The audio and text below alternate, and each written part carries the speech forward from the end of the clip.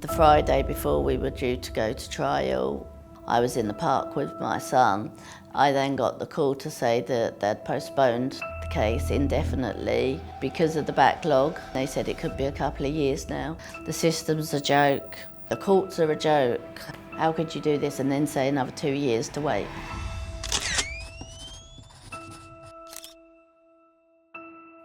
I grew up in North London with my family, brothers and sisters.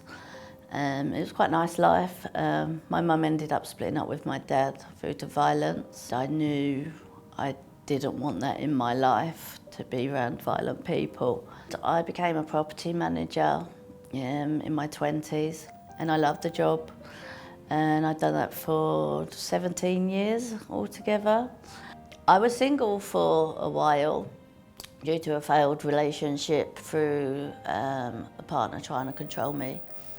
And then I thought, well, as I'm working, I tried a dating app called Tinder, which was the biggest mistake of my life. I came across a person who had a photo of a child in his photo, and I thought, oh good, a family person.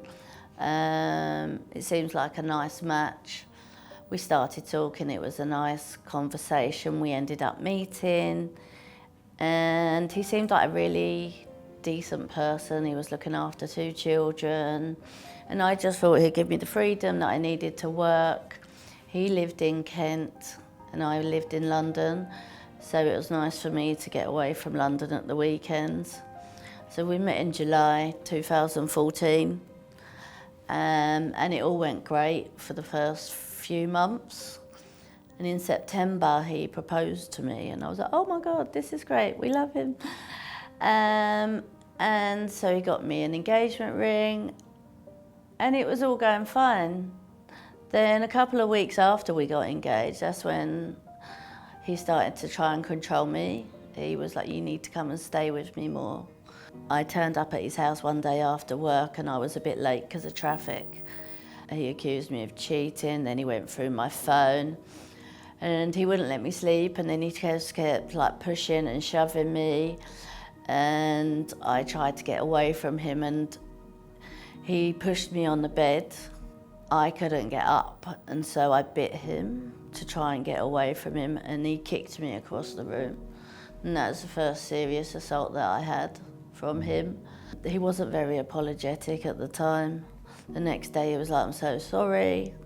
And I was like, that's fine, we'll move on. And so that was the first time he assaulted me, but I didn't report it. I was like, it's a one-off, it's gonna be okay. He's apologised, he knew what he did. And then it was just a couple of weeks later it happened again, only there wasn't an apology. And I knew I didn't want to be in a relationship like that, so I reported it to the police. He made me feel really sorry for the fact that his children saw him get arrested. And in 2016, he promised me he would change, and I said, there's still the charges against you because you did assault me, like you hurt me. And he was like, it will never happen again, I'm a changed person. I dropped the charges, and within a week of that he beat me up quite bad. He was like, it was your fault, I lost my kids. And by then I'd started to move in with him because he was like, you need to move in with me. And that's when the real controlling started to happen with him.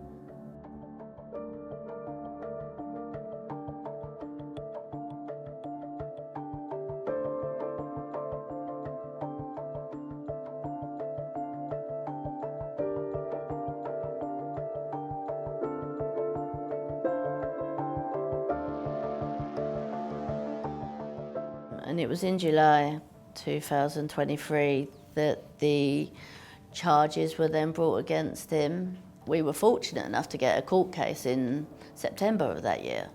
The day before, it was September 23, we got a court case, and I was all geared up that I was going to read my statements on the first couple of days. And on the Friday afternoon, it was late in the afternoon, I was in the park with my son. I then got the call to say that they'd postponed the case indefinitely because of the backlog, because they didn't have a judge that could deal with rape. It's a specialist, and they said it could be a couple of years now. To hear that after getting so far did just make me just want to pull out. Initially, it was like, why am I bothering? Why? The system's a joke. How can they not have that judge? They knew they needed a judge, so how could they not have that judge? And that had a big impact on my mental health. I'd geared up for someone to have my son. It was a 2-week trial, so I told my job that I needed to take the time off, and they let me go because my mental health deteriorated, and they let me go because they said I wasn't suitable to work there because I had to take some time off because I felt like I mentally crashed when it didn't go to trial. The actual court date we got was the 8th of October 2024. And then it was a 2-week trial, which I was like, that's amazing, at least we've gone to trial. But it's a week before my birthday. Did I enjoy my birthday? I went out for lunch with my son. And by then the jury were out, making, the jury were out for a few days. It weren't my best birthday, I can tell you that. But the day after, I broke down in tears when he got found guilty. It just made me feel like a relief.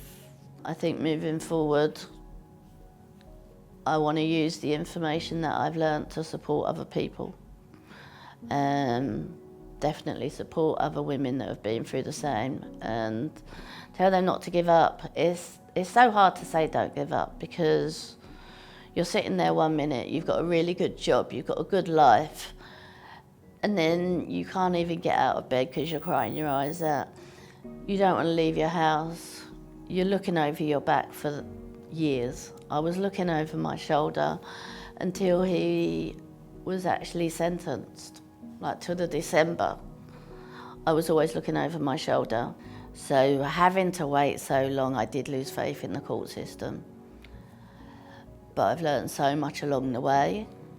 It's made me a stronger person to be there for my son.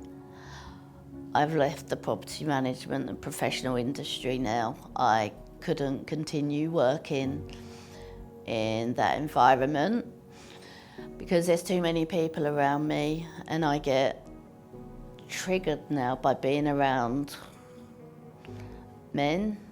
Not that I can't talk to men, but I just don't want a man telling me what to do now. And I think that is the biggest problem, is I've got strong by keeping myself away from people. And the whole court system and the delay has done that to me, because before I was with him and the court process, I would go out. I was a friendly person. I used to go out. But I got so scared of going out and him finding me. I got the fear of him looking for me or tracking me. That has just made me not go out. That has made me cut everyone off. And I do that to protect myself now. And I'm good with that. My counsellor said, you need to be open to making friendships. She said in the time, hopefully that will happen. I went in time, but at the moment now, I just want to be there for my son, and give someone, hopefully, someone will watch this and say, pretty similar to me, how I feel, but you just need to wait until you're ready to make friends again, because it will come. I do feel that I'll make friends again, but it'll be on my terms, and it'll be nothing to do with my past. It'll be a whole new friendship with my new future. And that's what I've got to look forward to.